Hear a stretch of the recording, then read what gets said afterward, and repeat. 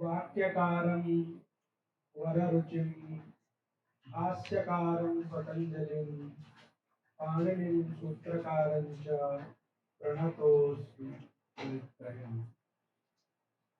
नमः सर्वेभ्यः अत्र समुपस्थितान् सर्वानपि विदुषः प्रणम्य छात्रांश्च नमस्कृत्य यथामति यथा विषयं विचारयामि। आदेश प्रत्ययोः इति सूत्रस्य मूलम् अस्माभिः पठितम्। तत्र एकवारं पुनः मूलं पठामि। आदेश प्रत्ययोः एकापि षष्ठी विषयभेदात् विद्यते इत्याशयेन व्याचष्टे आदेशः प्रत्ययावयवश्च। इत्याशयेन व्याचष्टे कः व्याचष्टे? भट्टोजी दीक्षितः सिद्धान्तकौमुदी। यदि तु आदेशावयवो गृह्येत तर्हि तिसॄणाम् इत्यादौ दोषः। यदि च प्रत्ययो यः सकारः इति तर्हि रामेषु इत्यादौ न स्यात्। यद्यपि एवं वैरूप्येण व्याख्याने सह विवक्षा विरहात् द्वन्द्वो न युज्यते तथापि सौत्रत्वात् बोध्यः विप्रताघोषस्य इति।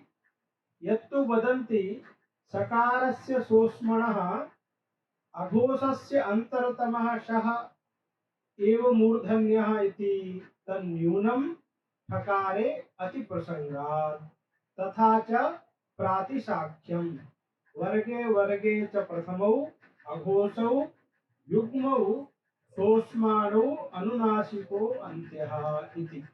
ननु दधिसे च इत्यादौ प्राक् सुबुत्पत्तेः समासे षत्वं वारयितुं पदात् आदिः पदादि इति पंचमी समासो भाष्ये उक्तः। ततश्च यहापि सात् पदाद्योः इति निषेधः स्यात् इति चेत् वैवम् स्वादिश्रुति या पदसंज्ञा ताम् आश्रित्य उक्त निषेधो न प्रवर्तते। उक्त निषेधः इत्युक्ते पंचमी समास पक्षे यः निषेधः सः न प्रवर्तते सातिक ग्रहणेन ज्ञापितत्वात्।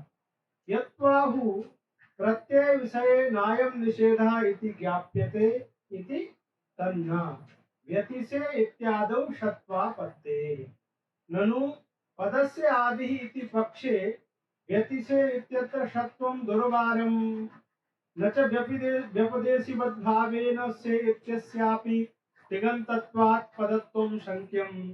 प्रत्ययग्रहणे यस्मात् स विहितः तदादेः एव ग्रहणात्। अन्यथा रामेषु इत्यादौ अपि षत्वनिषेधापत्तिः इति चेत् सत्यम्। न वयं प्रत्ययमात्रस्य तदन्ततां ब्रूमः किन्तु प्रकृति प्रत्यय समुदाये प्रवृत्तां पदसंज्ञाम् एकदेश विकृत न्यायेन लुप्त प्रकृति के प्रत्ययेपि आनयामः। रामौ रामाः इत्यादौ अपि एकदेश विकृत न्यायेनैव पदत्वम्। एकादेशात् प्रागेव पदसंज्ञा प्रवृत्तेः न तु एकादेशे कृते सुप्तिगन्तम् इत्यस्य प्राप्तिः अस्ति। उभयतः आश्रयणे नान्तादिवत् इति सिद्धान्तात्। यत्तु वदन्ति प्रकृति सन्निधाने प्रत्ययस्य पदत्वं नास्ति मंत्रेषु सर्वेषाम् इत्यादि निर्देशात् इति तन्मन्दम् उक्तरीत्या पदत्वाभावे न्याय सिद्धे ज्ञापनस्य असंभवात् अनुपयोगाच्च। एवं मूलमस्ति। सम्प्रति वयं शब्दरत्नं विचारयामः। एकापि षष्ठी विषय भेदात् विद्यते इति भट्टोजी दीक्षितेन मूले लिखितम्। तस्य कः अभिप्रायः? सामान्येन यदि कश्चित् पृच्छति न सः अर्थः अपि सम्बन्धः अस्ति, कोशः अर्थः अपि सम्बन्धः अस्ति, आम् इत्यस्यापि अर्थः गस् प्रत्ययः एकम् अर्थं वदति, एकवचन संज्ञा अस्ति न वा? तर्हि एकत्वम् एकवचन प्रत्ययेन उच्यते, द्विवचन प्रत्ययेन द्वित्वं, बहुवचन प्रत्ययेन बहुत्वम् उच्यते। तर्हि यदि कश्चित् वदेत् आदेश प्रत्ययोः इत्यत्र द्विवचनम् अस्ति न वा? तर्हि द्विवचनस्य तु द्वौ अर्थौ भविष्यतः। तर्हि ओषः अभेदः सम्बन्धः अपि भवितुम् अर्थः भविष्यति, अवयवावयविभाव सम्बन्धः अपि अर्थः भविष्यति। यतोहि ओस् प्रत्ययः द्विवचन संज्ञकः अस्ति न वा? तस्मात् एकापि षष्ठी विषय भेदात् विद्यते इति कथनस्य कापि आवश्यकता अस्ति वा? ओस् प्रत्ययः द्विवचन संज्ञकः अस्ति, तस्मात् अस्य द्वौ अर्थौ षष्ठी विभक्ते अर्थः कः अस्ति? सम्बन्धः। तस्मात् ओस् प्रत्ययस्य द्वौ सम्बन्धौ वाच्यौ। अत्र यथा विवक्षा अस्ति तदनुसारम् एकः अभेद सम्बन्धः अस्ति, एकः अवयवावयविभाव सम्बन्धः अस्ति। तथा इदं तु स्वतः सिद्धम् अस्ति, अत्र एकापि षष्ठी विषय भेदात् विद्यते इति कथनस्य का आवश्यकता? अयं प्रश्नः सम्भवति न वा? तथा वक्तव्यम् एवं नास्ति। एकवचनं द्विवचनं बहुवचनं वा सम्बन्धभेदे न भवति। सम्बन्धभेदे एकवचनम् एकः सम्बन्धः अस्ति चेत् एकवचनं भविष्यति, द्वौ सम्बन्धौ विवक्षितौ तर्हि द्विवचनं भविष्यति, त्रयः बहवः वा सम्बन्धाः विवक्षिताः तदा बहुवचनम् इति व्यवस्था। षष्ठी कस्मात् भवति? षष्ठी इति सूत्रेण सम्बन्धे शेषे षष्ठी इति सूत्रेण सम्बन्धे या षष्ठी भवति, सा कस्मात् भवति? प्रातिपदिकात्। तदपि प्रातिपदिकं प्रतियोगी सम्बन्धस्य प्रतियोगिवाचकं यत् प्रातिपदिकं तस्मादेव षष्ठी भवति न वा? राज्ञः पुरुषः, अत्र कश्चित् वदेत् पुरुष शब्दात् कुतः न षष्ठी? सम्बन्धः तु द्वयोः मध्ये भवति न वा? तस्मात् राजन् इत्यस्मादेव षष्ठी अस्ति, पुरुष इत्यस्मात् षष्ठी नास्ति, कुतः? तर्हि अस्माभिः वक्तव्यं यत् सम्बन्धः द्वयोः मध्ये भवति इति सत्यं, किन्तु षष्ठी सम्बन्धस्य यः प्रतियोगी अस्ति तद्वाचकादेव भवति इति सिद्धान्तः विद्यते। यदा राजा प्रतियोगी रूपेण विवक्षितः अस्ति तदा राजन् शब्दात् षष्ठी, राज्ञः पुरुषः। यदा पुरुषः प्रतियोगी रूपेण विवक्षितः अस्ति तदा पुरुष शब्दात् षष्ठी, पुरुषस्य राजा।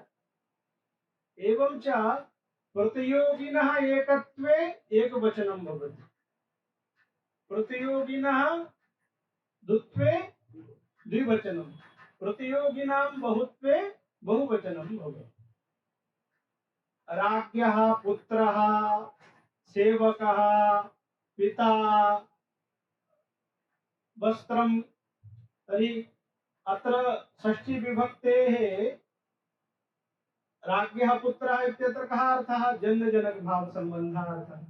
राज्ञः सेवकः इत्यत्र स्वस्वामी भाव सम्बन्धः अर्थः। तर्हि अत्र द्विवचनम् अस्ति वा?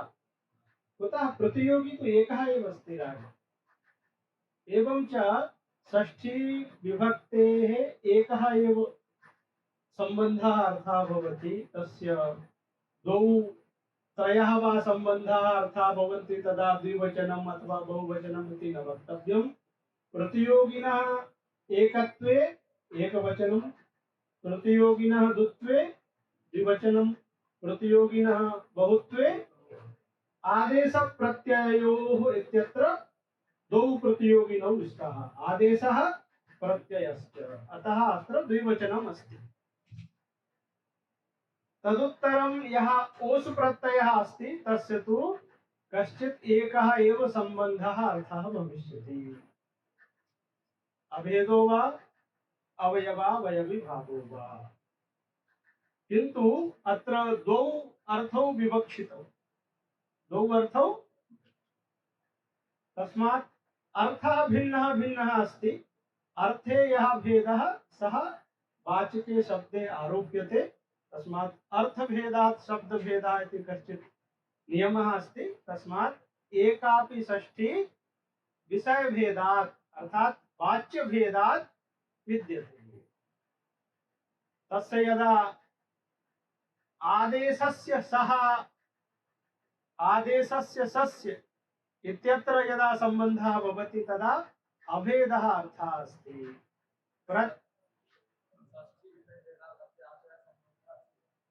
विषयभेदात् इत्युक्ते सम्बन्धभेदः। सम्बन्धभेदः कुतः अस्ति? यतोहि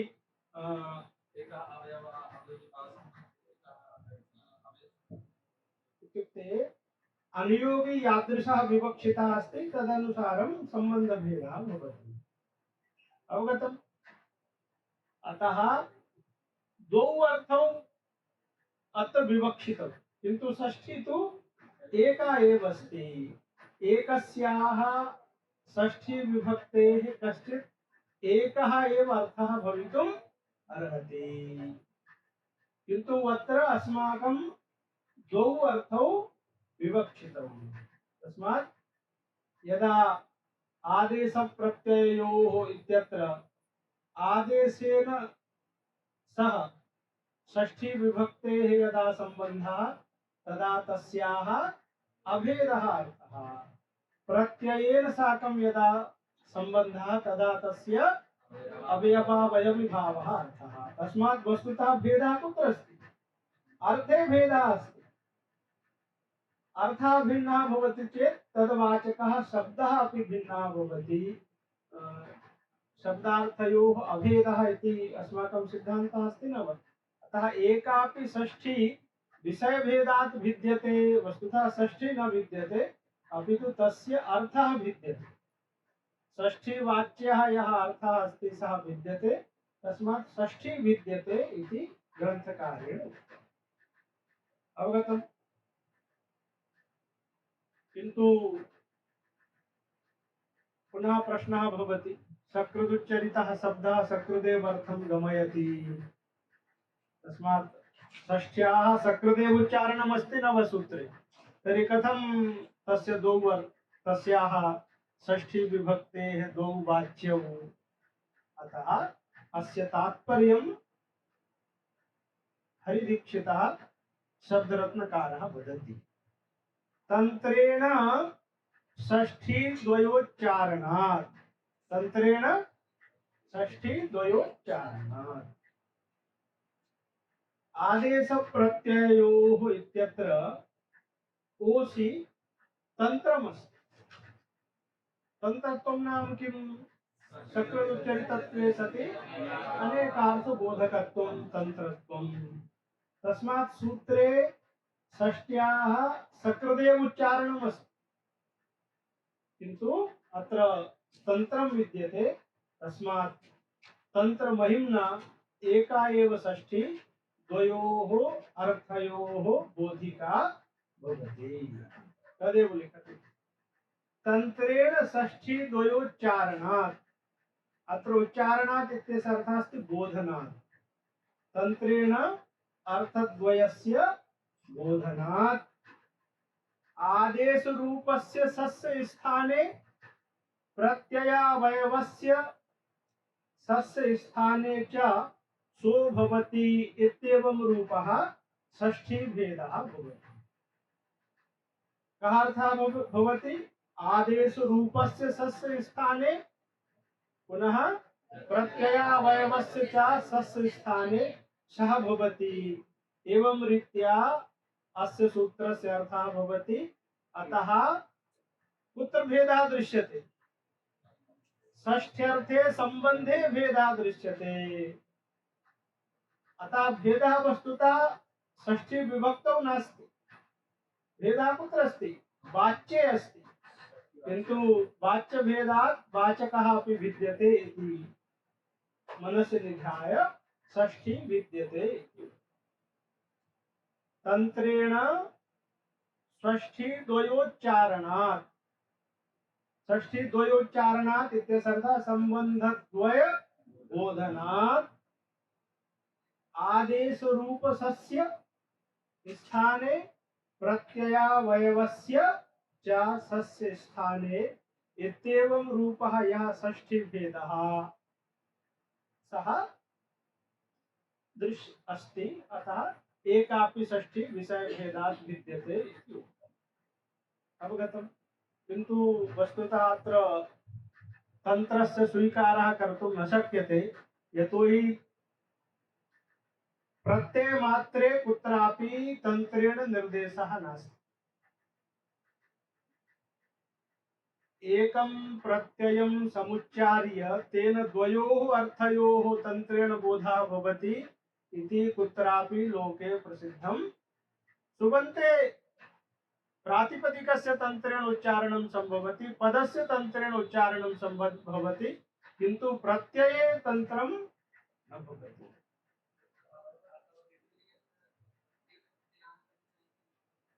सत्यं। तस्मात् आवृत्तिः कर्तव्या। पुनः तत्र प्रत्ययः इति पदमस्ति, प्रत्ययः इति पदमस्ति। अत्र तु ओस् इति पदं नास्ति।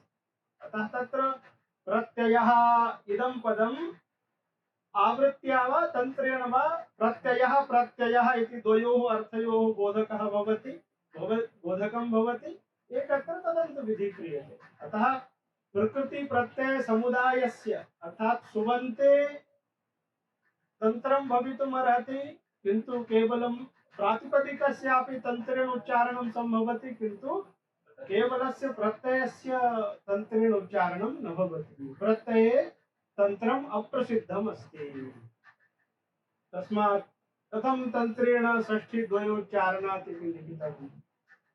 अतः वदति वस्तुतः इदं न सम्यक्। ओषः अत्र द्वौ सम्बन्धौ वाच्यौ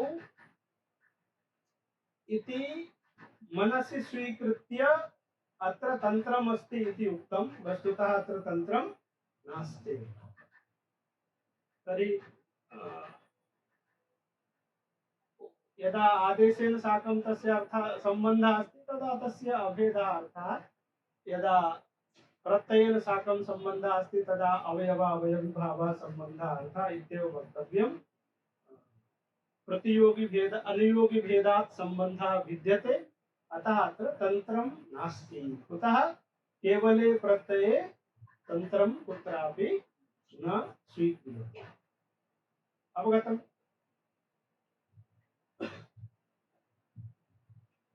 अधुना अत्र यदि तु आदेशावयवो गृह्येत तर्हि तिसॄणाम् इत्यादौ दोषः इति उक्तं न भवति। आदेशावयवस्य सस्य स्थाने मूर्धन्यः भवति इति उच्यते चेत् तिसॄणाम् इत्यादौ अपि मूर्धन्यः शकारः स्यात्। कुतः? अत्र आदेशावयवः सकारः अस्ति। तस्मात् आदेशावयवस्य सस्य मूर्धन्यः भवति इति नोक्तम्, अपितु आदेशरूपस्य सस्य मूर्धन्यः भवति इति उक्तम्। तिसॄणाम् इत्यत्र यः सकारः अस्ति सः आदेशरूपः नास्ति, अपितु आदेशावयवः अस्ति। अत्र कश्चित् वदेत् उच्चारण सामर्थ्यात् न मूर्धन्यादेशः, तर्हि तथा वक्तुं न शक्यते। अत्र दन्त्यस्य उच्चारणं सफलम् अस्ति। कुत्र? तर्हि त्रिशब्दस्य स्त्रीलिङ्गे कथं रूपाणि? तिस्रः, पुनः तिसॄणां तिसृषु। तर्हि तिस्रः अत्र आदेश प्रत्ययोः इत्यत्र आदेश रूपः वा सकारः स्यात्, प्रत्यय आदेशावयव रूपः वा सकारः स्यात्, अत्र षत्वं भवितुम् अर्हति। पुनः न रपर इति सूत्रमस्ति, रपरस्य सकारस्य स्थाने मूर्धन्यादेशः तेन निषिध्यते। रपरः यदि सकारः भवति चेत् तस्य स्थाने तर्हि तिस्री जस् तिस्री अस् ऋकारस्य स्थाने य तिस्रः इति जातं न वा, अत्र यः दन्त्यः सकारः अस्ति सः रपरः अस्ति न वा, अतः रपरः यदा दन्त्यः सकारः भवति तदा तस्य स्थाने मूर्धन्यादेशः तेन निषिध्यते। न रपर एवं सूत्रमस्ति, किञ्चित् दीर्घं सूत्रमस्ति। तर्हि त्रिचतुरोः स्त्रियां तिस्री चतस्री इत्यस्मिन् सूत्रे दन्त्य सकारस्य उच्चारणं त्रिशब्दस्य प्रथमायाः बहुवचने तिस्रः इत्यत्र सफलम् अस्ति। अस्मिन् सूत्रे आदेशावयवस्य सस्य मूर्धन्यः भवति इति अर्थः भवति, किन्तु तिस्रः इत्यत्र प्रवृत्तिः न भविष्यति। तिस्रीणाम् इत्यत्र भवेत् प्रवृत्तिः, तिस्रः इत्यत्र तु निषेधः अस्ति। अतः तिस्रः इत्यत्र दन्त्य सकारस्य उच्चारणं सफलम् अस्ति। अतः त्रिचतुरोः स्त्रियां तिस्री चतस्री इत्यत्र दन्त्य सकारस्य उच्चारण सामर्थ्यात् तिस्रीणाम् इत्यत्र मूर्धन्यादेशः न भविष्यति इति वक्तुं न शक्यते। कुतः? तस्य दन्त्य सकारस्य उच्चारणं तिस्रः इत्यत्र सफलम् अस्ति। अवगतम्? तिस्रादेशे सकारोच्चारणं तु तिस्रः इत्यत्र न रपर इति सत्त्वनिषेधे चरितार्थम्। अयं विषयः बालमन्दोरमायाम् अपि अस्ति इति भावः। पुनः विषयः आगतः आसीत्, मूले सिद्धान्तकौमुद्यां भट्टोजीदीक्षितैः किम् उक्तं? विव्रता घोषस्य सस्य तादृशः एव शः। अन्यत्र व्याख्यादौ अघोषस्य सोस्मणः अघोषस्य सस्य अन्तरतमः शः इति, तत्र विप्रतस्य इति उल्लेखः नास्ति। तस्मिन् विषये भट्टोजीदीक्षितेन उक्तम् एतत् न्यूनमस्ति। कुतः? अघोषः प्रयत्नः यथा दन्त्यसकारस्य अस्ति तथैव मूर्धन्यवर्णेषु मूर्धन्यस्य सकारस्य तु अस्त्येव, ठकारस्यापि अस्ति। पुनः उष्मसंज्ञकः यथा मूर्धन्यः सकारः अस्ति तथैव ठकारोऽपि अस्ति। अतः सोष्मणः दन्त्यसकारस्य स्थाने तादृशः एव मूर्धन्यः भविष्यति। तर्हि तादृशौ मूर्धन्यौ द्वौ, मूर्धन्यः सकारः ठकारश्च, ततश्च ठकारस्यापि प्राप्तिः अस्ति। अतः विव्रतस्य इदमपि योजनीयम्। ठकारोऽपि ऊष्मसंज्ञकः अस्ति इति तु अस्माभिः सिद्धान्तकौमुद्यां न पठितं। तर्हि प्रातिसाख्येषु ठकारस्यापि ऊष्मसंज्ञकत्वम् उक्तमस्ति। तत्र प्रातिसाख्यवचनं वदति, वर्गे वर्गे च प्रथमौ अघोषौ युग्मौ सोष्माणौ। अस्य अर्थः प्रत्येकं वर्गे प्रथमौ अर्थात् प्रथम द्वितीयौ कथं भूतौ भवतः? अघोषौ भवतः। पुनः युग्मौ, युग्मौ इत्युक्ते द्वितीय चतुर्थौ सोष्माणौ भवतः। एवं च द्वितीयः यः अस्ति सः अघोषः अपि अस्ति, पुनः ऊष्मसंज्ञकः अपि अस्ति। ततश्च दन्त्यः सकारः ऊष्मसंज्ञकः अस्ति, तथैव मूर्धन्येषु मूर्धन्यसकारः अथ च ठकारोऽपि ऊष्मसंज्ञकः अस्ति। पुनः दन्त्याः सकारः अपि अघोषः अस्ति तथैव ठकारोऽपि अघोषः अस्ति। एवं च सोऽस्मणः दन्त्यस्य सकारस्य स्थाने तादृशः एव उष्मसंज्ञकः भविष्यति इति उच्यते चेत् ठकारस्यापि प्रसक्तिः अस्ति। तस्मात् अस्माभिः किं वक्तव्यं? विवृतस्य अघोषस्य च सस्य स्थाने विवृतः अघोषः मूर्धन्यः भविष्यति। विवृतः अघोषः मूर्धन्यः षकारः एव अस्ति, ठकारः नास्ति। अतः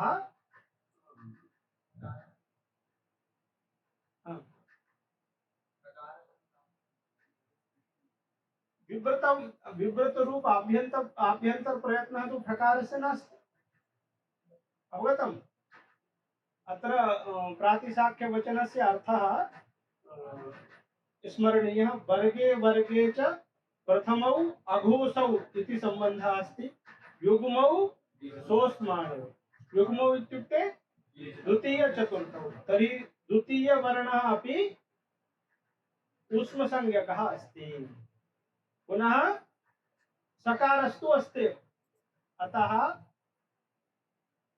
सोऽस्मणः अघोषस्य सस्य स्थाने तादृशः एव मूर्धन्यः भवति इति उच्यते चेत् ठकारस्यापि प्रसक्तिः अस्ति।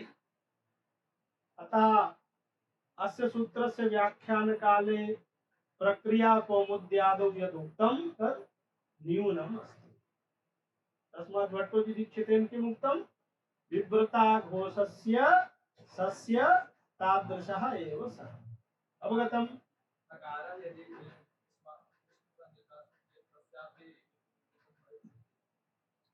इत्युक्ते विवृतं न भवति। तै पश्यतु, भट्टोजी दीक्षितेन किम् उक्तं?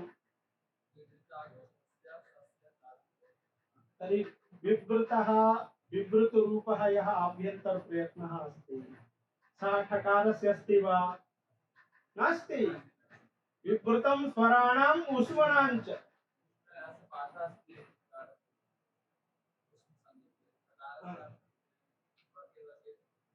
भवान् एवं वदति यत् तत्र किम् उक्तमस्ति? अतएव तत्र शल ऊष्माणः इति विवक्षा अस्ति। शल विवृतं स्वराणाम् ऊष्मणां च। अत्र ऊष्मपदेन केषां ग्रहणं? तर्हि भट्टोजी दीक्षितैः एव विवरणं कृतं।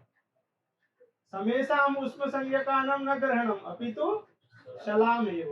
तस्मात् भट्टोजी दीक्षितस्य यः ग्रन्थः अस्ति तस्य व्याख्यानं भट्टोजी दीक्षितस्य वचनेनैव कर्तव्यम्। तस्मात् विवृतं यः प्रयत्नः अस्ति सः स्वराणाम् अस्ति, पुनः शलाम् एव अस्ति। ठकारस्य विवृतरूपः आभ्यन्तर प्रयत्नः नास्ति। ठकारस्य तु स्पृष्टम् अस्ति। तस्मात् विवृतस्य अघोषस्य सस्य स्थाने तादृशः अर्थात् विवृतः अघोषश्च यः मूर्धन्यः अस्ति स एव भवति। सः मूर्धन्यः कः अस्ति? ठकारः एव अस्ति। तस्मात् प्रक्रिया कौमुद्यां यदुक्तं तत् न्यूनम् अस्ति। ठकारे अतिव्याप्तिः भवति। अवगतम्?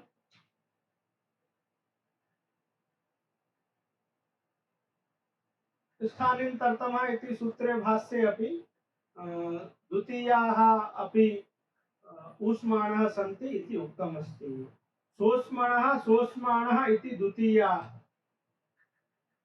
द्वितीयानां कृते अपि तैः ऊष्मसंज्ञकत्वं भाष्यकृद्भिः अपि स्वीक्रियते।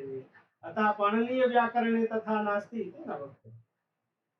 इति स्थानेन्तरतमः सूत्रस्थभाष्येण तस्यापि सोऽस्मत्व बोधनात्। सोऽस्मणः इत्यस्य ऊष्मत्व सहितस्य इत्यर्थः। वस्तुतः ऊष्मणः इति उच्यते चेदपि क्लेशः नास्ति। सोऽस्मणः इति किमर्थम्? तर्हि अत्र भावप्रधान निर्देशः अस्ति। सोऽस्मणः इत्यस्य ऊष्मत्व सहितस्य इति। अत्रार्थे ऋष्यन्तर संवादमपि आह इत्युक्ते प्रातिसाख्ये अपि अस्ति कस्मिन् प्रातिसाख्ये तर्हि आश्वलायन प्रातिसाख्ये इति अत्र विवक्षितमस्ति इदं वचनम् आश्वलायन प्रातिसाख्ये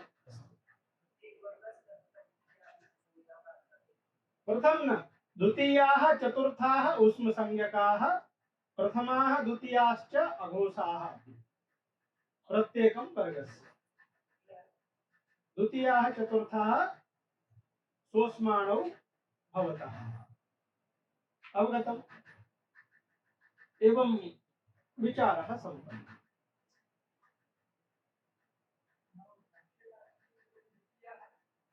इत्युक्ते द्वितीयानामपि प्रसङ्गात् तैः सोऽस्मत्वं प्रतिपादितम् सोऽस्माणः द्वितीयाः इति तैः उक्तमस्ति चतुर्थानां निषेधः न कृतः किन्तु द्वितीयाः अपि सोऽस्माणः सन्ति इति प्रतिपादितम् अवगतम् अधुना एकः प्रसङ्गः आगतः दधिसेचौ इति अत्र यदा उपपदसमासः क्रियते तदा दधिसेचौ इत्यत्र सात् पदाद्योः इति सूत्रेण मूर्धन्यस्य निषेधः न स्यात् दधिसेचौ सेचौ इत्यत्र यः सकारः अस्ति सः कीदृशः अस्ति आदेशरूपः अस्ति आदेशरूपः अस्ति इणः परः अस्ति अपदान्तश्च अस्ति तस्मात् दधिसेचौ इत्यत्र आदेशप्रत्यययोः इत्यनेन मूर्धन्यः शकारः प्रसक्तः तस्य वारणं केन कर्तव्यमस्ति सात् पदाद्योः इति सूत्रेण वारणं कर्तव्यमस्ति तद् भवितुं नार्हति कुतः अयं सातेः सकारः नास्ति पुनः पदादिः अपि अयं सकारः नास्ति कुतः दधिसेचौ इत्यत्र सेच इति पदं नास्ति कुतः पदं नास्ति अत्र उपपदसमासः अस्ति उपपदसमासः उपपदस्य कृदन्तेन साकं भवति सुबन्तेन साकं न भवति गतिकारकोपपदानां कृद्भिः सह समासवचनं प्राक् सुबुत्पत्तेः इति परिभाषायाः सत्त्वात् ततश्च सेच इति प्रत्ययलक्षणेन सुबन्तमस्ति इति वक्तुं न शक्यते अतः इदं पदं नास्ति ततश्च सकारः पदादिः नास्ति अतः अत्र सात् पदाद्योः इत्यनेन षत्वस्य निषेधः कथम् तदा भाष्यकृद्भिः मार्गादर्शिता अत्र पदाद्योः इत्यत्र पञ्चमी समासः अपि अस्ति पदात् आदिः पदादिः इति पञ्चमी समासः तत्र स्वीकृतः ततश्च तस्य अर्थः कृतः पदात् परः यः आदिः सकारः तस्य स्थाने मूर्धन्यः न भवति इति अर्थः भाष्यकृद्भिः स्वीकृतः ततश्च दधि इति पदमस्ति तस्मात् परः आदिः सकारः अस्ति तस्य स्थाने षत्वस्य निषेधः तत्र कः प्रसङ्गः इति शब्दरत्ने वदति तद्वयं किञ्चित् विचारयामः महाभाष्ये न लुम्ताङ्गस्य इति सूत्रस्य व्याख्यानकाले अत्र शब्दरत्ने यः विषयः अस्ति तं विषयं यदा वयं विचारयामः चेदेव अत्र बोधः भविष्यति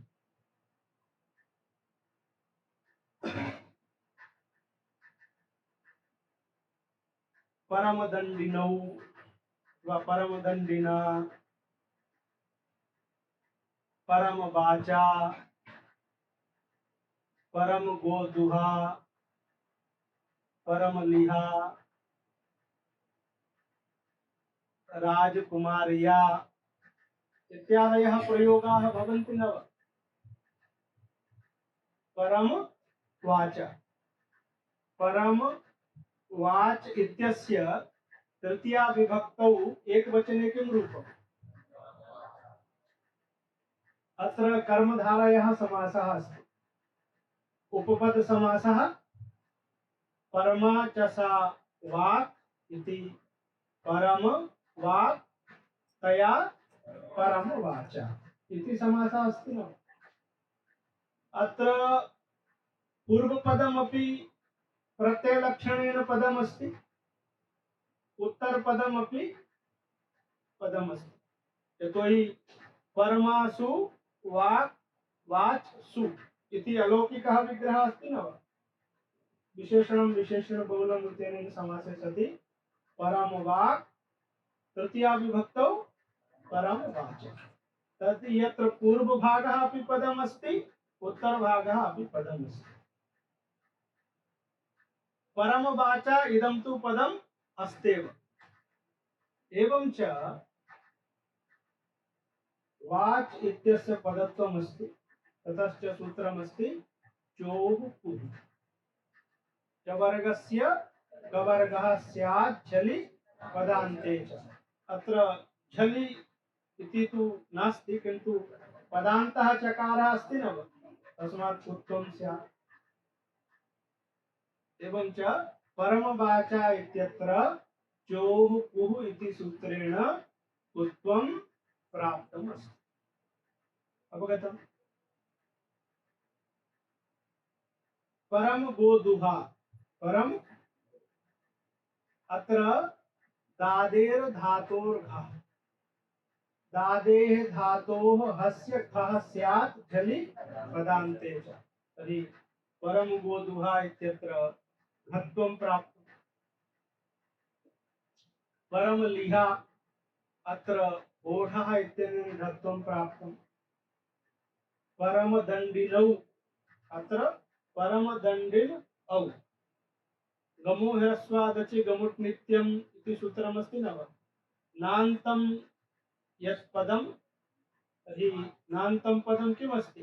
दण्डिन्, तस्मात् परस्य अचः गमुडागमः। तर्हि परमदण्डिनौ इत्यत्र नुट् स्यात्। एवमेव राजकुमार्या, राज्ञः कुमारी इति राजकुमारी तया, तर्हि राजकुमारी का अनुबन्धलोपः राजकुमारी आ इति अस्ति। भवद्भिः एकं सूत्रं पठितं स्यात्। इको सवर्णे साकल्यस्य असवर्णे अचि परे इकः ह्रस्वः भवति। इक् च पदान्तः भवेत्। एवं च राजकुमारी इत्यत्र कुमारी इति पदमस्ति, पुनः प्रत्ययलक्षणेन कुमारी पदसंज्ञकमस्ति, अतः इक् पदान्तः इक् अस्ति। पुनः असवर्णः अचकः अस्ति, टा इत्यस्य आकारः। एवं च असवर्णे आकारे परे पदान्तस्य इकः ह्रस्वः स्यात्। ह्रस्वः स्यात्, ततश्च तत्र ह्रस्वसमुचितः प्रकृतिभावः स्यात्। एवं च राजकुमार्या इत्यत्र यणघटितः प्रयोगः भवति, अधुना अपरोऽपि प्रयोगः स्यात्। यथा तत्र किम् उदाहरणं दत्तमस्ति? चक्री अत्र चक्र यत्र, तथैव राजकुमार्या इत्यत्रापि द्वौ रूपौ द्वे रूपे भविष्यति। अत्र समासे इत्युक्ते पूर्व समासे सति यदि पूर्वपदस्य इकः स्थाने ह्रस्वः प्राप्तः भवति तदा निषेधः, अन्यथा निषेधः न भवति। तस्य वार्तिकस्य तथैव अर्थः कर्तव्यः। वाप्यस्वः इत्यत्र वापि पूर्वपदमस्ति। एवं च परमवाचा इत्यत्र किं प्राप्तम्? उत्वं प्राप्तम्। वाच् इति प्रत्ययलक्षणेन पदमस्ति, ततश्च चोः पुः इत्यनेन उत्वं प्राप्तम्। इदम् अवगतं न वा? परम गोदुहा इत्यत्र किं प्राप्तम्? दादेर धातोर्घः इत्यनेन उत्वं प्राप्तम्। परम लिहा इत्यत्र ओढा इत्यनेन, परम दण्डिनौ इत्यत्र पुनः राजकुमार्या इत्यत्र एको सवर्णे साकल्यस्य ह्रस्वश्च इत्यनेन प्रकृतिभावाः अपि प्राप्ताः अस्ति। एते दोषाः सन्ति। एतेषां दोषाणां समाधानाय तत्र एकं वार्तिकं भगवता प्रोक्तम् उत्तरपदत्वे च पदादिविधौ। उत्तरपदत्वे च पदादिविधौ। इदं वार्तिकं न लुण्टाङ्गस्य इति सूत्रस्य भाष्ये विद्यते। कः अर्थः? तर्हि उत्तरपदत्वे इत्यस्य उत्तर इति पदमस्ति, तस्य कः अर्थः? उत्तरस्य पदत्वे इति नार्थः, अपितु उत्तरपदस्य पदत्वे। उत्तरपद इत्यस्य प्रयोगः वार्तिके नास्ति, किन्तु उत्तरपदम् उत्तरपदस्य बोधकं भवति। एवं च उत्तरपदत्वे इत्यस्य कः अर्थः? उत्तरपदस्य पदत्वे। पदत्वे इत्यस्य अर्थः पद व्यपदेशे कर्तव्ये प्रत्ययलक्षणं न भवति। प्रत्ययलक्षणं पदादि भिन्न विधौ। एवं च पदादि भिन्ने विधौ उत्तरपदस्य पदत्वे कर्तव्ये प्रत्ययलक्षणं न भवति इति वार्तिकस्य अर्थः। अधुना चिन्तयन्तु परमवाचा। परम अत्र उत्तरपदं किमस्ति? वाच् इति। तत्र पदत्वं सम्पादनीयमस्ति। किमर्थं? कुत्वकरणाय। कुत्वविधिः पदादिविधिः अस्ति अथवा पदान्तविधिः अस्ति? पदान्तविधिः अस्ति। अतः पदादि भिन्न विधिः अस्ति। तत्सम्पादनाय अत्र उत्तरपदस्य पदत्वं कर्तव्यमस्ति। तस्मिन् कर्तव्ये प्रत्ययलक्षणं न भवति। ततश्च अत्र प्रत्ययलक्षणं न भवति चेत् वाच् इति पदं। ततश्च अत्र चोहुः इत्यस्य प्रवृत्तिः न भवति। तेन परमवाचा एवमेव परमगोदुहा इत्यत्रापि पदत्वं न भविष्यति। परमलिहा इत्यस्यापि पदत्वं न भवति। पुनः परमदण्डिनौ इत्यत्रापि पदत्वं न भवति।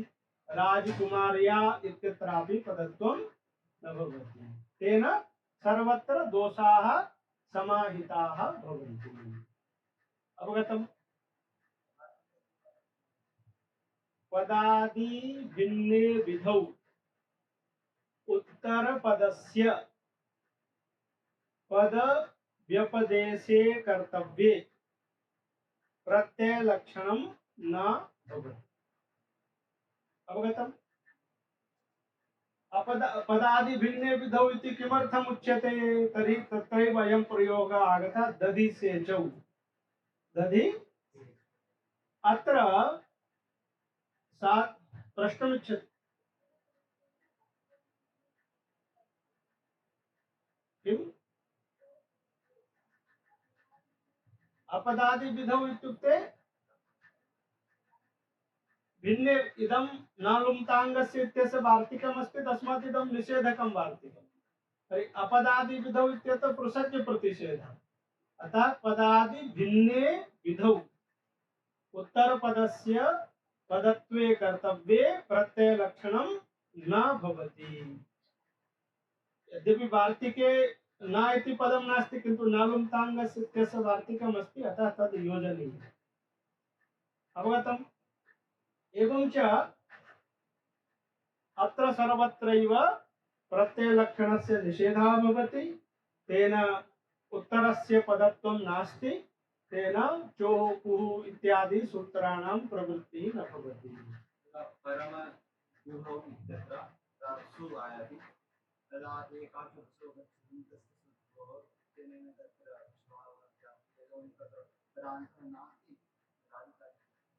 किन्तु कदा भस्वाभा भवति? झसन्तं भवति। झसन्तं कदा भविष्यति? यदा हकारस्य घकारः स्यात् हकारे सति तु झसन्तत्वं नास्ति तथा तस्य न प्राप्तिः। अवगतम्?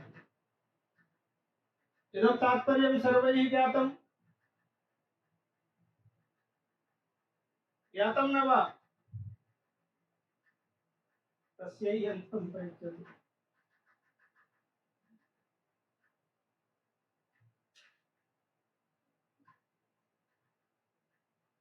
परमवाचा इत्यत्र चोः कुः इत्यस्य प्राप्तिः अस्ति इति ज्ञातं न वा? कथं प्राप्तिः अस्ति? उपपादयतु।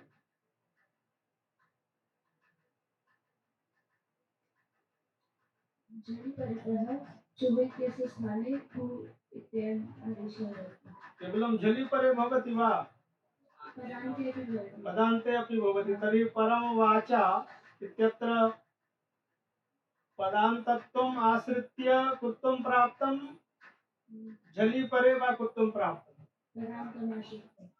कथं तस्य चकारस्य पदान्तत्वं? कथं? परमवाचौ इत्यत्र तु वाच् इति पदं नास्ति।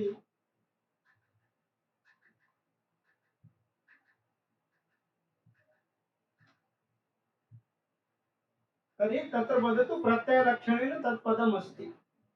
परम पूर्वभागः अपि प्रत्ययलक्षणेन पदम् अस्ति, उत्तरभागः अपि प्रत्ययलक्षणेन पदम् अस्ति। तस्मात् चकारः पदान्तः अस्ति, अतः कुत्वं प्राप्तम्। एवमेव अन्यत्रापि तस्य सूत्रस्य प्राप्तिः अस्ति। तदर्थम् उत्तरपदत्वे च पदादिविधौ इति वार्तिकं भाष्यकृतिः कृतम्। तेन समाधानं जातम्।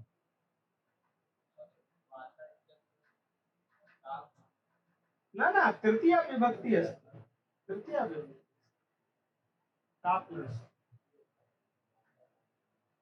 पदादि विधि विधौ तु प्रत्यय लक्षणं भवत्येव। पदादि विधौ तु तेन दधि सेचौ इत्यत्र यदा षष्ठी तत्पुरुषः अस्ति तदा दधि इदमपि पदम् अस्ति, सेच इदमपि पदम् अस्ति। अत्र पदादेः सकारस्य सत्वनिषेधः कर्तव्यः अस्ति, अतः प्रत्ययलक्षणं भवति। तेन सेच इति पदं विद्यते। ततश्च सात्पदाद्योः इत्यनेन षत्वस्य निषेधः भवति। अतः पदादिविधौ कर्तव्ये प्रत्ययलक्षणं भवति, पदादि भिन्ने विधौ कर्तव्ये प्रत्ययलक्षणं न भवति। अतएव अपदादिविधौ इति। इदं सुस्पष्टम्। अधुना वार्तिकस्य व्याख्यानं कृतं, फलानि प्रोक्तानि, ततः परं वार्तिकं प्रत्याख्यातम्। वार्तिकं प्रत्याख्यातम्। तर्हि वार्तिकं प्रत्याख्यातं तर्हि परमवाचा इत्यादौ ये दोषाः तेषां समाधानं कथं, परिहारः कथं? तर्हि भाष्यकृतभिः उक्तं यचिभम् इति सूत्रमस्ति न? भासंज्ञाविधायकम्। पुनः स्वादिस्व सर्वनामस्थाने इति सूत्रं पदसंज्ञाविधायकम्। यचिभम् इति सूत्रस्य अर्थः कः अस्ति? तर्हि यकारादिषु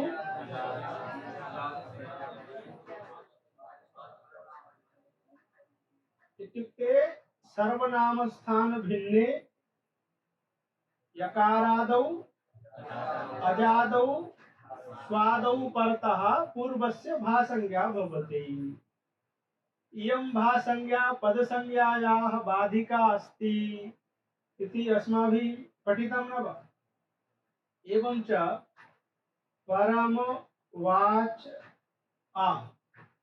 अत्र अजादि प्रत्ययः अस्ति, तर्हि पूर्वस्य भासंज्ञा भविष्यति न? अतः भासंज्ञया पदसंज्ञायाः बाधः भविष्यति। तस्मात् कुत्वस्य प्राप्तिः नास्ति। तर्हि इदं न वक्तव्यम्। आ इति प्रत्यये परे समुदायस्य भासंज्ञा प्राप्ता अथवा वाच इत्यस्य भासंज्ञा प्राप्ता। समुदायस्य भासंज्ञा प्राप्ता। एवं च समुदायस्य भासंज्ञा समुदायस्यैव पदसंज्ञायाः बाधिका भवति, अवयवस्य पदसंज्ञायाः बाधिका अन्यथा राजपुरुषः इत्यत्र न लोपः न स्यात्। वाचित्यस्य तु पदसंज्ञा न क्रियते, भासंज्ञा न क्रियते तेन। एवं च दोषः अस्ति, तस्य कथं समाधानं स्यात्? तर्हि भाष्यकृद्भिः यचिभम् इति सूत्रस्य अर्थः परिवर्तितः। कथं तर्हि कः अर्थः? तर्हि तत्र एवं प्रतिपादनमस्ति यत्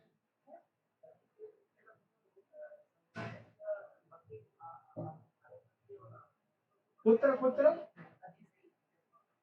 दधि सेचौ इत्यत्र अस्ति न वा? किं किम्?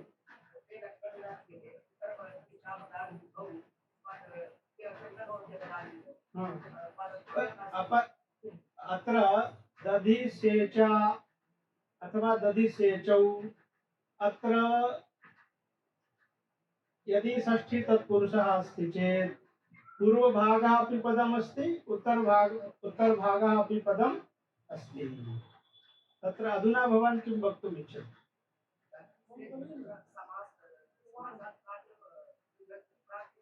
उभयथापि पक्षः अस्ति।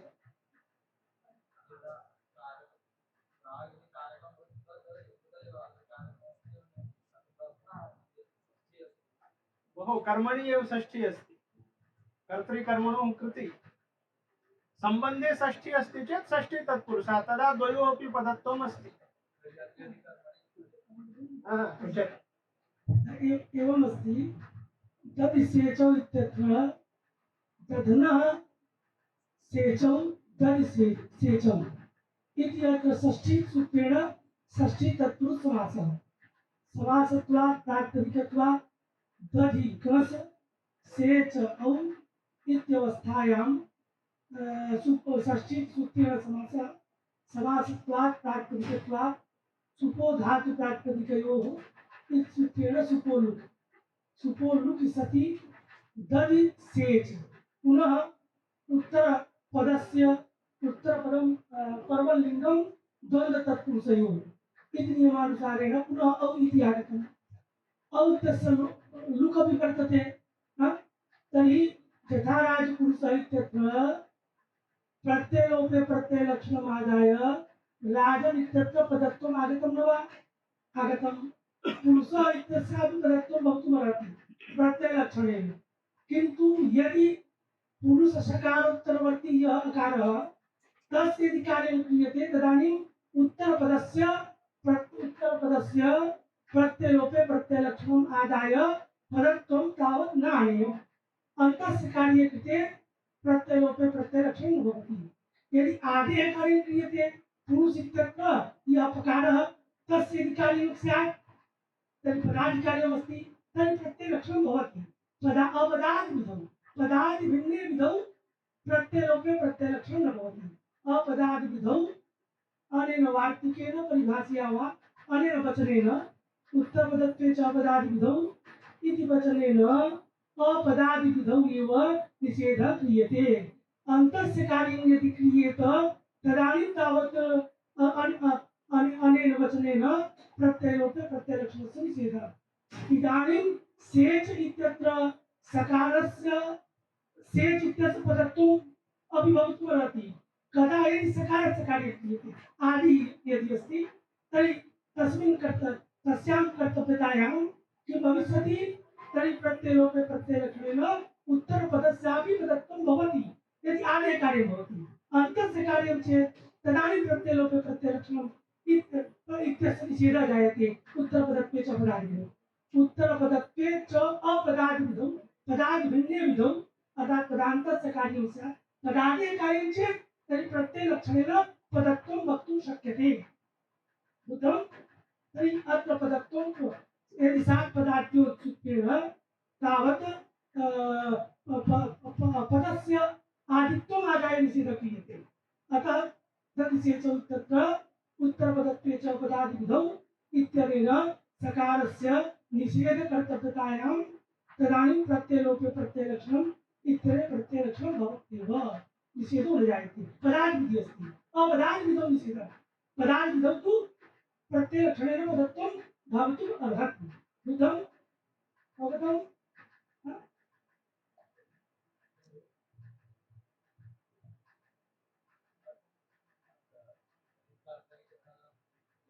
कर्तृकर्मणोऽपि अनेन सूत्रेण यदि अत्र षष्ठी क्रियते चेत् अत्र कारकं पूर्वमस्ति। शृण्वन्तु, अहं प्रतिपादयामि, भवतां सन्देहः मया ज्ञातः अस्ति।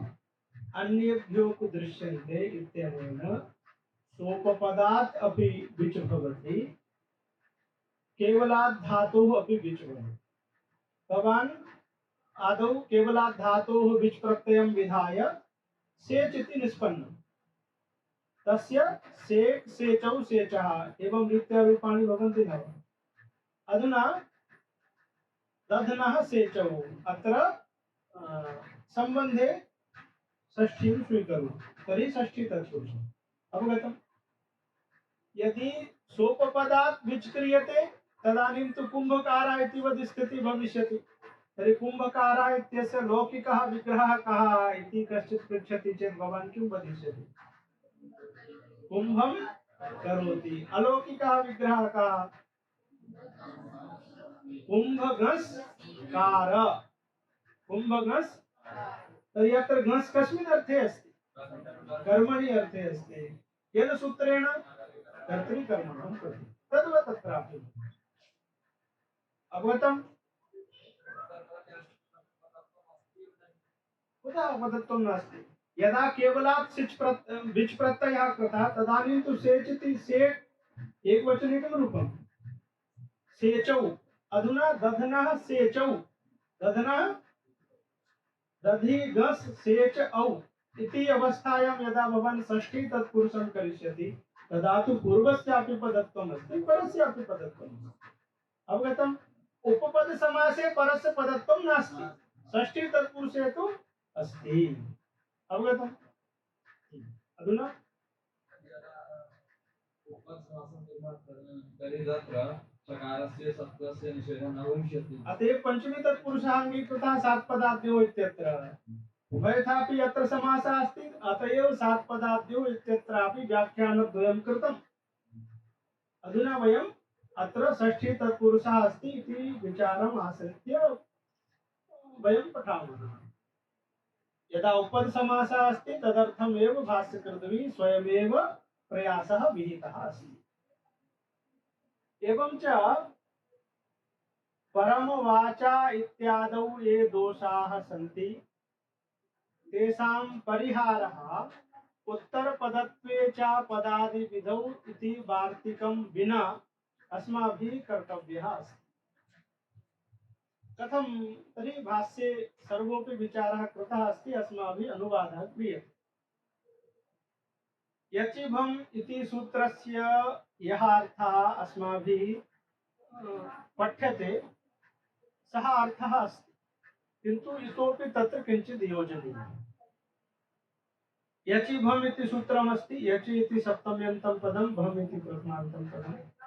एतस्मात् पूर्वं सुप्तिगन्तं पदम् इति सूत्रमस्ति। तस्मात् सुप् इति पदमपि अत्र अनुवर्तनीयम्। सुप् इति पदमपि अनुवर्तनीयम्। पुनः स्वादिषु इति आगच्छत्येव असर्वनामस्थाने इदमपि समायाति। ततश्च कः अर्थः? असर्वनामस्थाने इत्युक्ते सर्वनामस्थान भिन्ने यकारादौ अजादौ प्रत्यये परतः पूर्वं भासंज्ञं भवति। अयम् अर्थः तु अस्ति। अधुना सुप् इति पदमपि अत्र अनुवृत्य आगतमस्ति न वा? तस्य कः अर्थः अस्ति? तदन्त विधिना सुबन्तम्। एवं च द्वितीयः अर्थः भवति यकारादौ अजादौ सर्वनामस्थान भिन्ने प्रत्यये परतः पूर्वं यत् सुबन्तमस्ति तदपि भासंज्ञं भवति। पुनः शृण्वन्तु। सर्वनामस्थान भिन्ने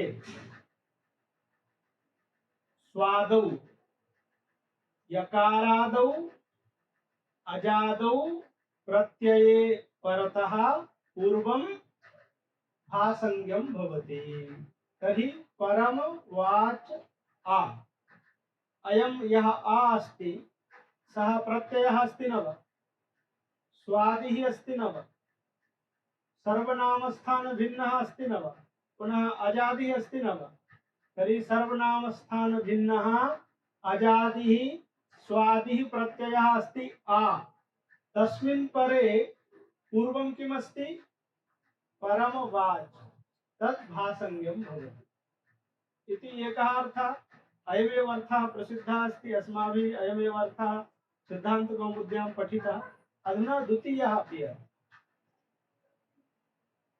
यकारादौ अजादौ प्रत्यये परे पूर्वं यत् सुबन्तम् अस्ति, पूर्वं यत्, तदपि भासंज्ञं भवति।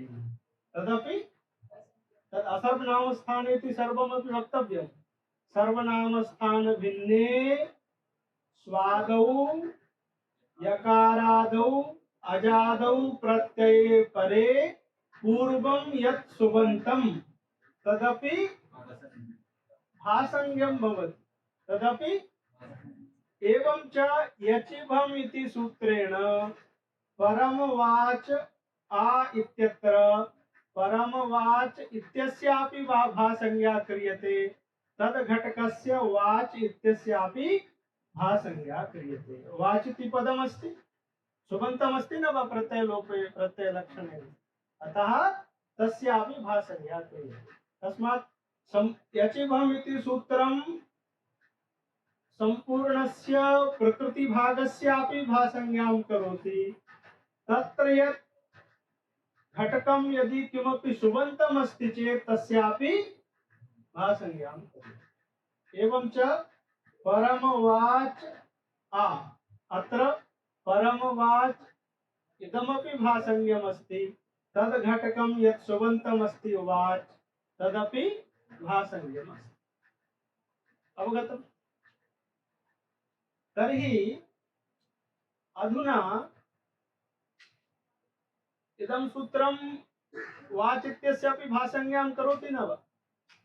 समस्या का आसीत्? सुप्तिगन्तं पदम् इत्यनेन वाच इत्यस्य पदसंज्ञा आसीत्। अधुना तस्य भासंज्ञा अपि प्राप्ता। इयं भासंज्ञा सुप्तिगन्तं पदम् इत्यनेन या पदसंज्ञा भवति तस्याः बाधिका अस्ति। अवगतम्? अतः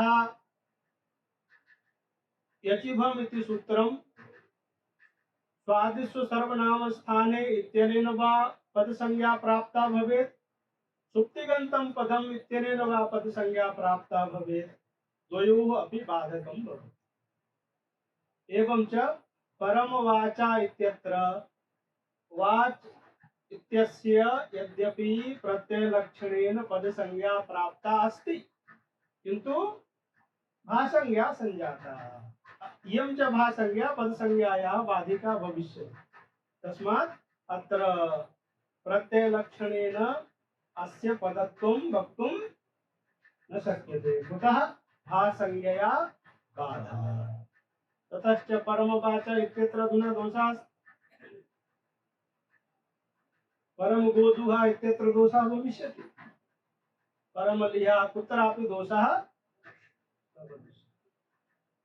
अतः उत्तरपदत्वे च पदादिविधौ इति वार्तिकं न कर्तव्यम्। अवगतम्? सुप्तिगन्तम् इत्यस्य पदसंज्ञया बाधा नास्ति।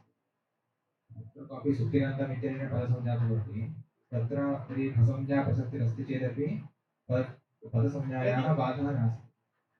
पदसंज्ञायाः बाधा नास्ति इत्युक्ते नाम इदानीम् एतादृशेषु सुपिति अनुवर्तमाने पदसंज्ञायाः अपि बाधः क्रियते तदर्थमेव एवं व्याख्यानं कृतं यथा रामः रामौ रामाः रामः इत्यत्र तु भासंज्ञा प्राप्ता एव नास्ति तत्र पदसंज्ञा चरितार्थः परम वाचा इत्यत्र वाच इत्यस्य सुप्तिगन्तं पदम् इत्यनेन पदसंज्ञा अपि प्राप्ता सम्प्रति यचिबम् इत्यस्य यः अर्थः कृतः तेन भासंज्ञा अपि प्राप्ता इयं भासंज्ञा पदसंज्ञायाः बाधिका भविष्यति अवगतम् अतः प्रत्ययलक्षणं कुर्वन्तु नाम तस्य पदसंज्ञा तु न भविष्यति भासंज्ञया बाधा भविष्यति अतः परम वाचा परम गोदुहा परम लिहा परम दंडिना राजकुमार्या इत्यादौ सर्वत्रैव उत्तरपदस्य भासंज्ञा भविष्यति भासंज्ञया पदसंज्ञायाः बाधा भविष्यति अतः तत्पदं नास्ति अतः चोः कुः इत्यादि सूत्राणां प्रवृत्तिः न भविष्यति अतः न कोऽपि दोषः तेन वार्तिकं प्रत्याख्यातम् इदम् अवगतम् अधुना वयं पठामः इतोपि अग्रे अग्रे गच्छामः इत्युक्ते कार्यं तु नास्ति न विषयः न समाप्तः तर्हि वयं विचारः उच्यताम्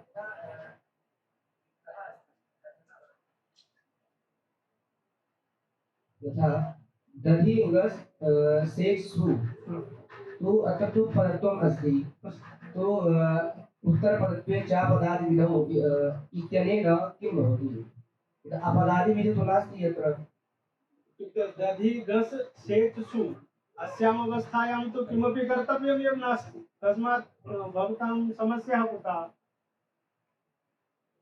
अधुना तु कोऽपि क्लेशः एव नास्ति समासानन्तरं समासा दधि सेचौ इति जातम् तत्र कश्चित् वदिष्यति सेच् इति पदमस्ति कुतः प्रत्ययलक्षणेन भवतु पदं कः समस्या तर्हि चोः कुः इत्यनेन कुत्वं प्राप्तम् इयं समस्या तस्याः समाधानम् अस्माभिः कर्तव्यं तदर्थं वार्तिकं कृतम् उत्तरपदत्वे च पदादिविधौ वार्तिकस्य प्रत्याख्यानं कृतं चेत् प्रकारान्तरेण समाधानं वक्तव्यं तदपि उक्तम् अवगतं न वा अधिकारभूपदानां तत्र किम् आशयः उत्पत्समासः क्रियते तदा तदानीं तु सेच् इति प्रत्ययलक्षणेनापि पदं नास्ति यतोहि तस्मात् विभक्तिः नैव आगता अतः तदानीं तु पदं नास्ति चेत् उत्तरपदत्वे च पदादिविधौ इत्यनेन तत्र किमपि कार्यं नास्ति अतः तदानीं षत्वस्य निषेधः कथं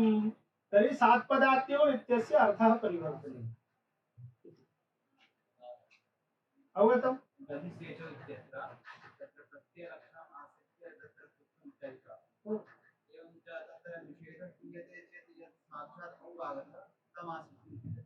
तमासीत् कुतः निषेधः सर्वनामस्थाने यकारादो अजादो प्रत्यय तत्र तु सर्वनामस्थान प्रत्ययः अस्ति एव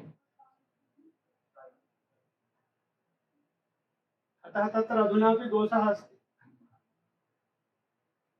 अतएव तृतीया विभक्तौ मया उदाहरणं दत्तं द्वितीयायाम् प्रथमायाम् उदाहरणं न दत्तम् एवं च सुप्तिगन्तं पदम् अस्य कः अर्थः तर्हि एवं वदन्तु सर्वनामस्थान भिन्ने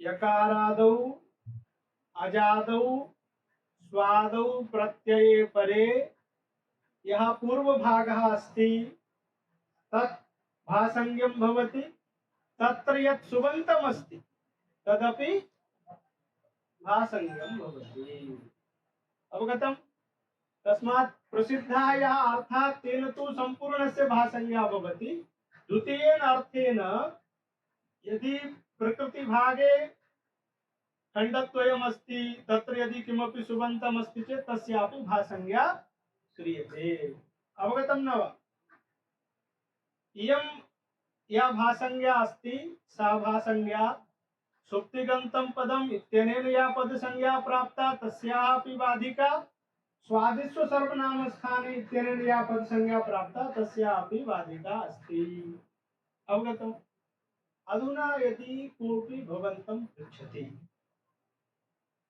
राजपुरुषः इति प्रयोगः अस्ति न वा?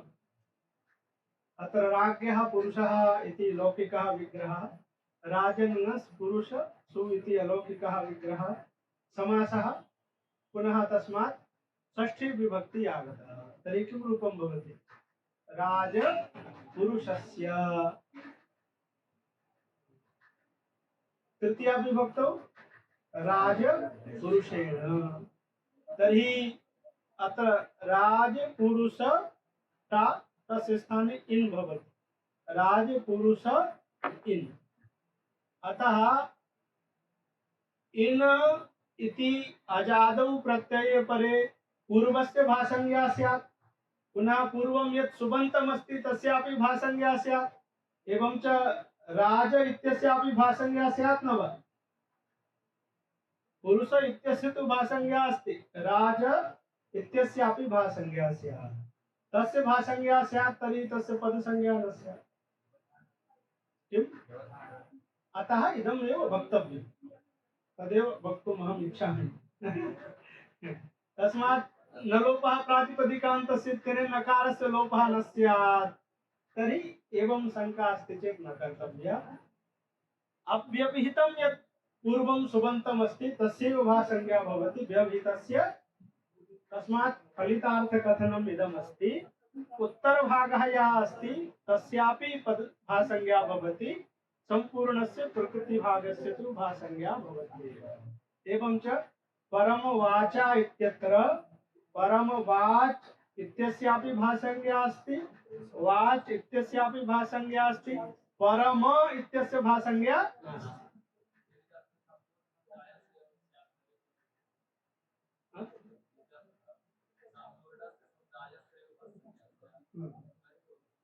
नको संपूर्णस्य समुदायस्य तु इष्ट एव।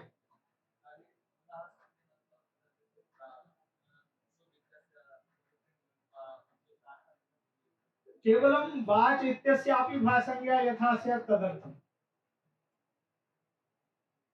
वाच इत्यस्यापि भासंज्ञा स्यात् तदर्थम्। इदमेव कुत्ववारणमेव प्रयोजनम्। इत्युक्ते तर्हि तस्य तु नास्ति भोः। परमवाच आ इत्यनेन सम्पूर्णसमुदायस्य भासंज्ञा अस्ति। वाच इत्यस्य तु भासंज्ञा नास्ति। वाच यतोहि यस्मात् प्रत्ययः विधीयते तस्मिन् परतः तस्य प्रकृतिभागस्य विधानं भवति। वाच इति तु प्रकृतिः नास्ति, अतः तस्य भासंज्ञा यचिभम् इत्यनेन न स्यात्। परमवाच इति प्रकृतिः अस्ति, परमवाच इत्यस्य भासंज्ञा अस्ति, तद्घटकस्य वाच इत्यस्य पदसंज्ञा अस्ति। अतः तां पदसंज्ञाम् आश्रित्य कुत्वं प्राप्तम्। अवगतम्? तद्वारणाय एवम् अर्थः वर्णितः अस्ति। कस्य? परमवाच इत्यस्य, न तु वाच इत्यस्य। कथम् इत्युक्ते समुदायः यदि भासंज्ञकः अस्ति, यदि पश्यतु भवान् भवति इति पदमस्ति, तर्हि भा इदमपि पदमस्ति वा? भा इति तु पदं नास्ति। भवान् यथा वदति तद्रीत्या यदि चिन्तयामः तर्हि रामौ इति पदमस्ति, तद् घटकः यः तदपि पदमस्ति वा? समुदाय वृत्ति धर्मः अस्ति, सः समुदाये एव पर्याप्त्या तिष्ठति, एकदेशे न तिष्ठति। अवगतम्?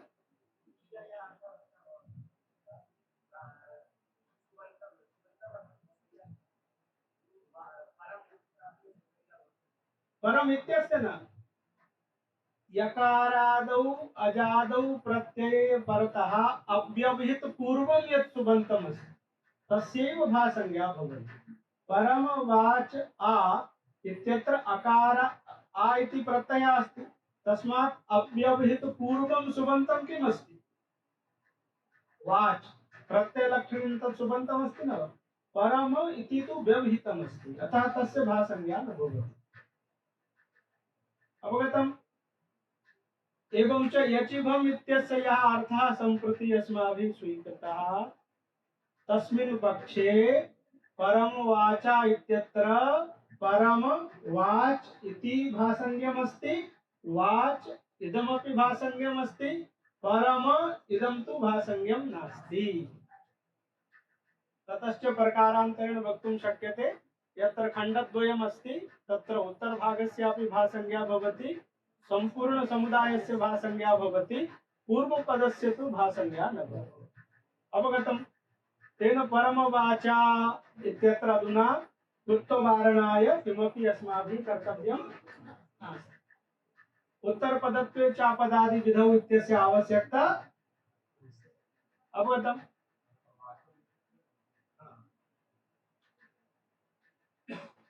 तर्हि कश्चित् वदति यत्र सर्वनामस्थान प्रत्ययः नास्ति तत्र वारणं जातम्, किन्तु परमवाचौ, परमदण्डिनौ, परमगोदुहौ, परमलिहौ, परमलिहौ इत्यत्र यचिभम् इति सूत्रेण कस्यापि भासंज्ञा भवति वा? कुतः? असर्वनामस्थाने इति पदस्य अनुवृत्तिः भवति। अतः सर्वनामस्थान भिन्ने प्रत्यये परे एव पूर्वस्य वा पूर्वस्य सुबन्तस्य वा भासंज्ञा भवति। परमवाचौ इत्यत्र तु औ सर्वनामस्थान संज्ञकः प्रत्ययः अस्ति। अस्ति न वा? अजादिः भवतु नाम, किन्तु अतः अत्र तु यचिभम् इत्यस्य प्राप्तिः नास्ति। अस्ति वा? नास्ति। तर्हि अत्र समाधानं कथम्? तर्हि अत्र प्रत्ययलोपे प्रत्ययलक्षणेन वाच् इति पदमस्ति, अतः परमवाचौ इत्यत्र कुत्वं प्राप्तं, परमगोदुहौ इत्यत्र घत्वं प्राप्तं, परमलिहौ इत्यत्र घत्वं प्राप्तं, परमदण्डिनौ इत्यत्र परमकुमार्यौ इत्यत्र।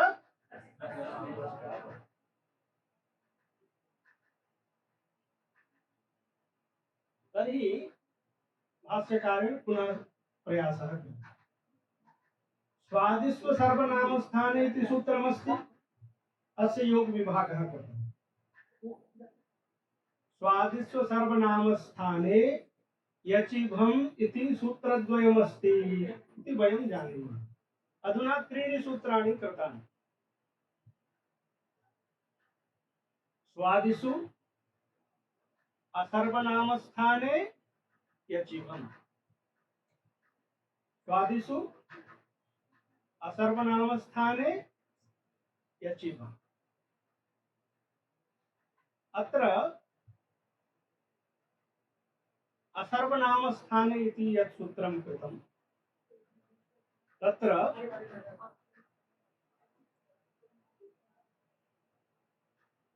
स्वादिषु इत्यस्य अनुवृत्तिः भवति, पुनः सुप्तिगन्तं पदम् इत्यतः सुप् इत्यस्यापि अनुवृत्तिः भवति। अधुना असर्वनामस्थाने इत्यस्य अर्थः चिन्तनीयः। असर्वनामस्थाने इत्यत्र कः समासः अस्ति? नहीं तत्पुरुषः। कः? प्रसज्य प्रतिषेधः पर्युदासो वा? पर्युदासः स्वीक्रियते। सर्वनामस्थान भिन्ने प्रत्यये परतः पद संज्ञा वा भवति, भा संज्ञा वा भवति इति उच्यते न वा? अधुना प्रसज्य प्रतिषेधः तत्र स्वीकर्तव्यः। असर्वनामस्थाने इदं सूत्रं पृथक् स्वीकृतं, तत्र च कः समासः अस्ति? प्रसज्य प्रतिषेधः। सर्वनामस्थाने प्रत्यये परे न भवति, सर्वनामस्थाने प्रत्यये परे न भवति। किं न भवति? तर्हि पदम् इति अनुवर्तते। पदम् इति एवं च सर्वनामस्थाने प्रत्यये परे पूर्वः यः भागः अस्ति तत् पदं न भवति। तद् घटितं यत् सुबन्तम् अस्ति तदपि पदं न भवति इति सर्वनामस्थाने इति सूत्रस्य अर्थः। अवगतम्? एवं च परमवाचौ, परमवाचौ अत्र औ इति सर्वनामस्थान प्रत्ययः अस्ति न वा? तत्र पूर्वः यः भागः अस्ति, कः भागः अस्ति? परम वाच। तस्य तु पदसंज्ञा केनापि न प्राप्ता, किन्तु वाच इत्यस्य प्राप्ता अस्ति न वा? वाच इत्यस्य तु प्रत्ययलोपे प्रत्ययलक्षणं कृत्वा सुप्तिगन्तं पदम् इत्यनेन पदसंज्ञा प्राप्ता अस्ति न वा? तस्य पदसंज्ञा न भवति। सर्वनामस्थाने प्रत्यये परे पूर्वः यः भागः तत् पदसंज्ञं न भवति। पुनः तत्र यत् सुबन्तम् अस्ति तदपि पदसंज्ञं न भवति। असर्वनामस्थाने इति योग विभक्तेन सूत्रेण स्वादिस्व सर्वनामस्थाने इति सूत्रेण या पदसंज्ञा प्राप्ता तस्याः अपि निषेधः क्रियते। सुप्तिगन्तं पदम् इत्यनेन या पदसंज्ञा प्राप्ता तस्याः अपि निषेधः क्रियते। अवगतम्? असर्वनामस्थानम् इत्यत्र असर्वनामस्थान इत्यस्य अधुना कः अर्थः? अर्थात सर्वनामस्थाने प्रत्यये परे पदसंज्ञा न भवति। कस्य? संपूर्णस्य पूर्वभागस्य अपि न भवति, तत्र यत् सुबन्तम् अस्ति तस्यापि न भवति। यथा तृतीया विभक्तौ पश्यतु, परमवाच। अत्र तु पूर्वभागस्य पदसंज्ञा न प्राप्ता वा? सुबन्तस्य पदसंज्ञा प्राप्ता अस्ति। सुप्तिगन्तं पदम् इत्यनेन परमवाचा इत्यत्र वाच इत्यस्य प्राप्ता अस्ति पदसंज्ञा, तस्याः भासंज्ञा संजाता। अतः तत्र भासंज्ञया पदसंज्ञायाः बाधा, परमवाचौ इत्यत्र च पदसंज्ञायाः निषेधः।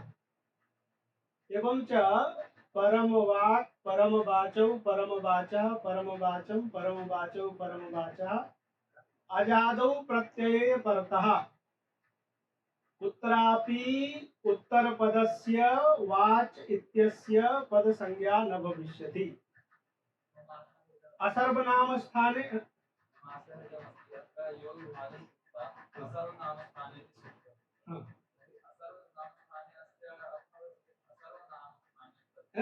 अधुना प्रसज्य प्रतिषेधः स्वीकृतः। वो सर्वनामस्थाने प्रत्यये परे पदसंज्ञा न भवति, अयमर्थः अधुना कृतः।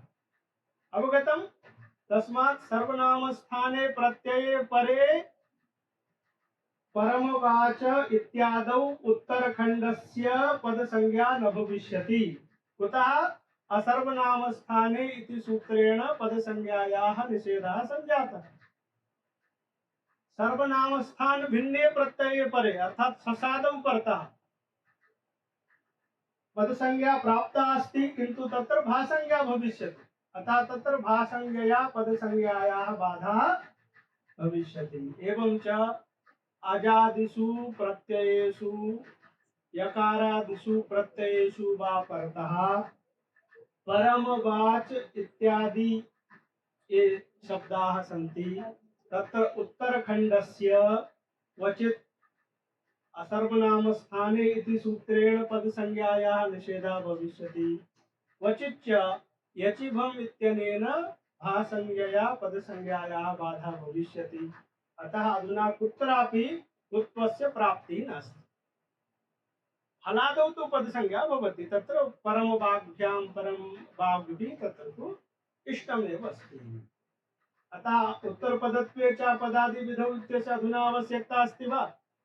अस्ति। अनया रीत्या प्रत्याख्यातम् अस्ति। अयं विचारः अस्ति, मया सः विचारः उपस्थापितः।